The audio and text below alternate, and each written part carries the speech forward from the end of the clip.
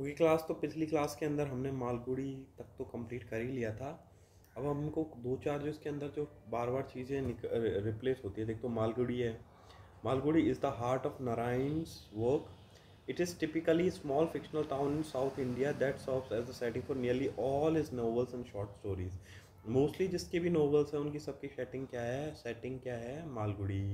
अब सेटिंग वो आप गर्लफ्रेंड मत समझ लेना, सेटिंग का मतलब है लोकेशन। ओके, ठीक है।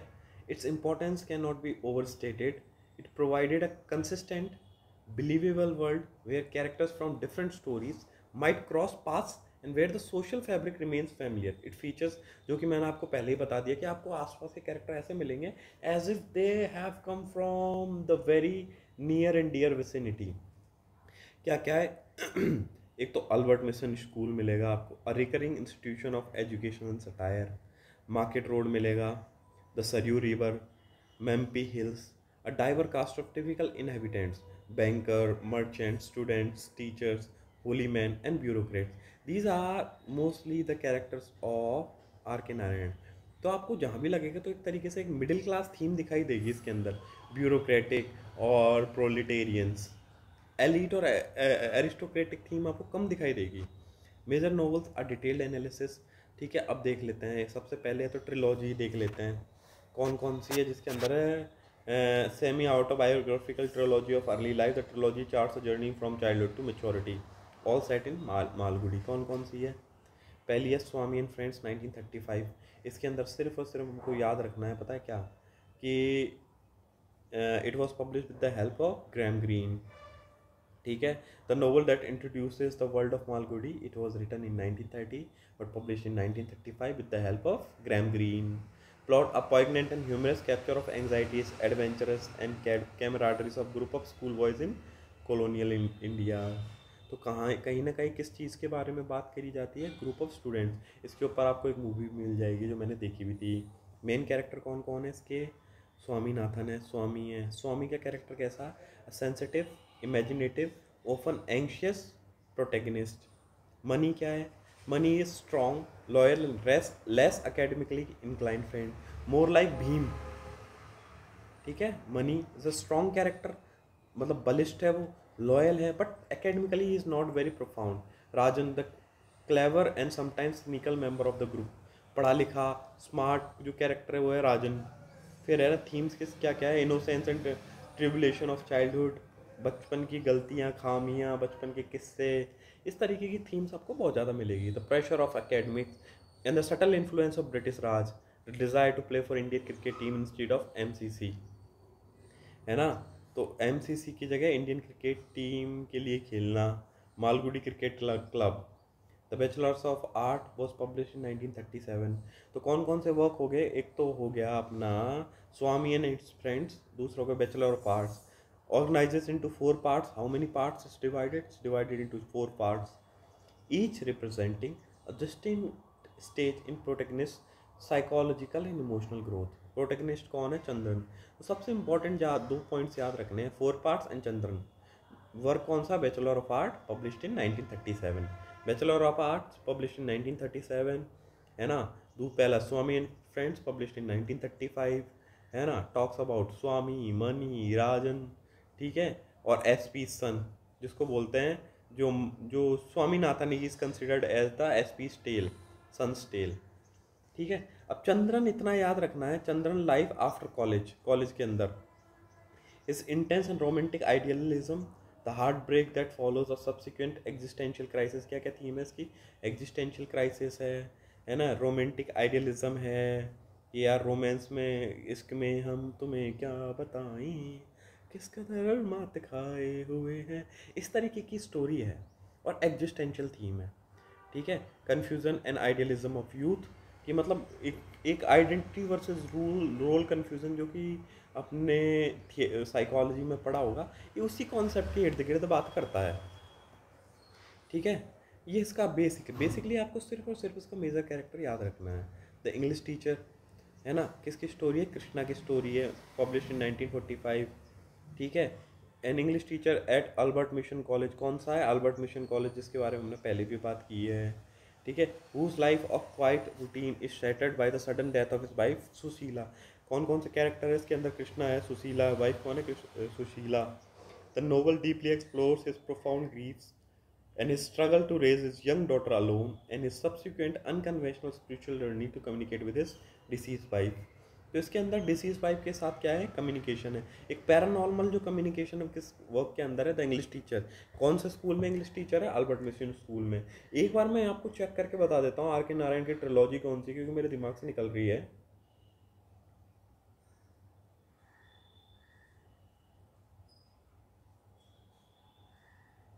हाँ, तो R K Narayan first novelistic trilogy consist of Swami and friends, bachelor of arts and English teacher. कौन कौन से 3 वर्क हो गए? Swami and friends publish in 1935, bachelor of arts publish in 1937 and English teachers. अब देख लो, स्वामी एंड फ्रेंड्स के अंदर आपको कैरेक्टर बताइए, स्वामी, मनी, राजम, है ना। इंग्लिश टीचर के अंदर कृष्णा, और फाइनेंशियल एक्सपर्ट के अंदर और बैचलर ऑफ आर्ट के अंदर कौन है? Chandran. Bachelor of art how many parts में डिवाइडेड है? 4 पार्ट्स के अंदर। ठीक है, ओके, ये अपना हो चुका है इंग्लिश टीचर। अब फाइनेंशियल एक्सपर्ट का आपको सिर्फ कैरेक्टर याद रखना है। कैरेक्टर कौन है? Held as the masterpiece and one of the most original work of 1951, it is the peak of comic realism. Concept of comic realism was propounded in the work of financial expert. अब comic realism क्या है? कि real life की जो comedy होती है उसको depict किया जाता है। जैसे कि फॉर इंस्टेंस हमारे जीवन में जो रोज़मर्रा का मजाक होता है ना, उसको एक रियलिटी के थ्रू, एक हंसी मजाक के थ्रू एक बहुत कड़वी और गहरी बात कह देना। प्रोटैगनिस्ट का नाम 100% याद रखें, मरगैया। कौन है? मरगैया। अ shrewd self-styled financial consultant who operates from under a banyan tree with a single vital ledger, helping Blazers navigate the local cooperative bank's loan system. So he was a banker. Character was Margaya. He was shrewd, cunning and cynical. इतना सा याद रखना, उसके अलावा कुछ याद नहीं रखना आपको।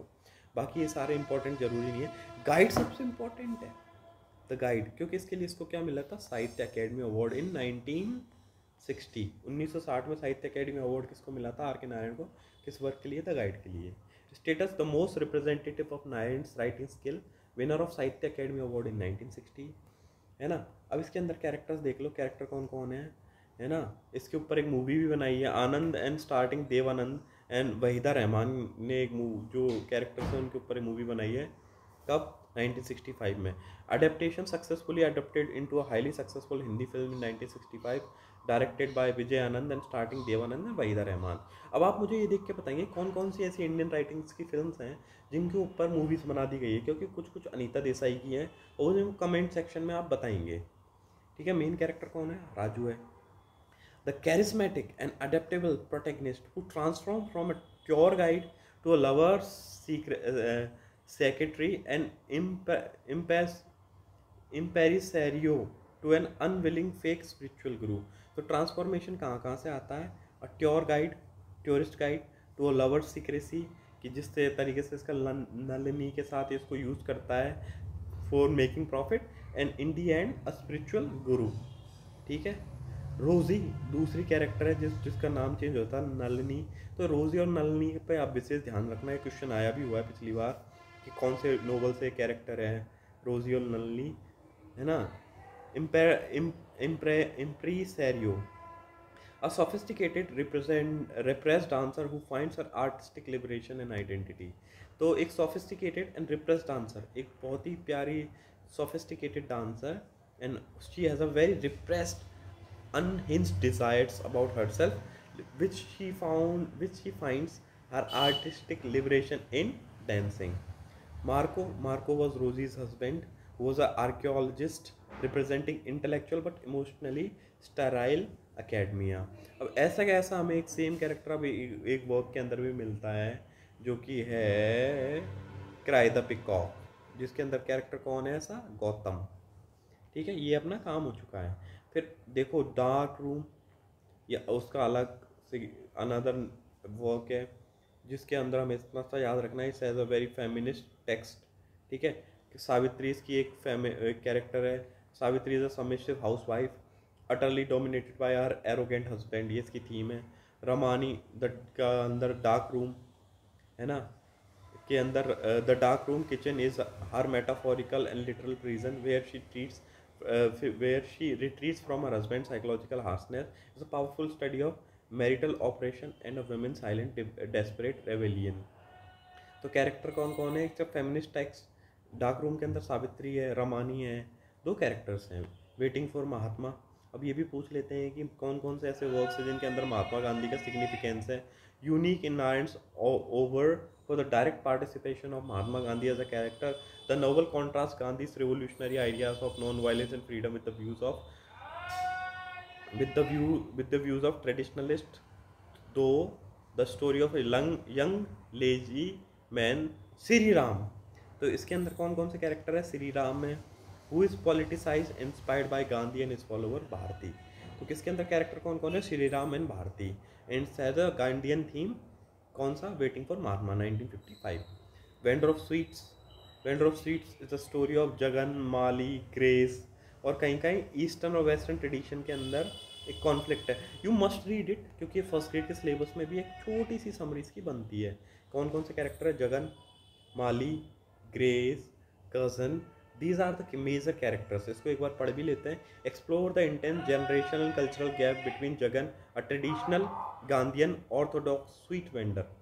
कौन कौन है? जगन क्या है? A traditional, very traditional, he is very rooted in his traditions, Gandhian, followers of Gandhi, जिसकी वजह से इसकी wife Ambika dies of TB.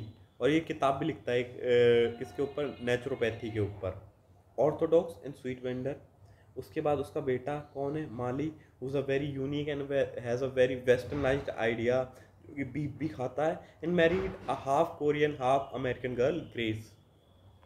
Tiger for Malgudi, इसके अंदर कैरेक्टर कौन है? राजा है ना, साधु है, कैप्टन है। These are the major character. इसकी आप बेसिकली समरी देख सकते हैं, क्योंकि 12th क्लास की NCERT में हमारे टाइम पे नोवेल प्रेस्क्राइब था। ठीक है। वर्ल्ड ऑफ नागराज, ये भी इंपॉर्टेंट वर्क है। इसका टाइटल इज इम्पॉर्टेंट। अब इसकी शॉर्ट स्टोरीज है ना, उनकी टाइटल बहुत अच्छे से देख लेना। An astrologer's day and story, ठीक है। Horse and two goats, Lolly Road and other stories, Under the Banyan Trees, The Grandmother's Tale and Selected Stories। कौन कौन सी? An Astrologer's Day and other stories, Lolly Road and other stories, A Horse and Two Goats, Under the Banyan Tree, other stories, The Grandmother's Tale and Selected Stories।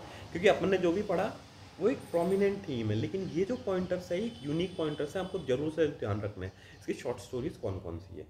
Non fiction works के अंदर आ जाते हैं sketches and essays of 1960s, ठीक है। तो my dateless diary 1916, a travelogue and autobiographical journey based on his 1956 visit to United State and Rockefeller fellowship. तो ये जरूर याद रखना।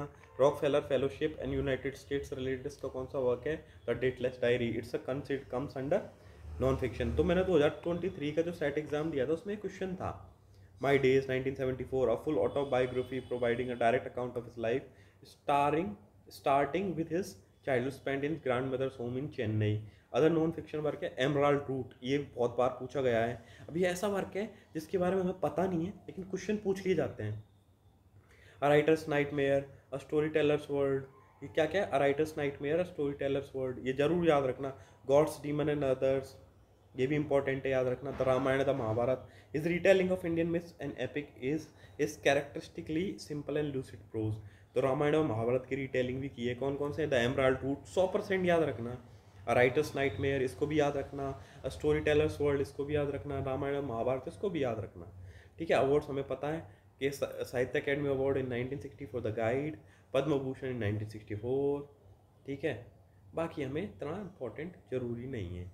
अब हम अगले राइटर की तरफ चलेंगे, उसके पहले हम थोड़ा सा ब्रेक लेंगे।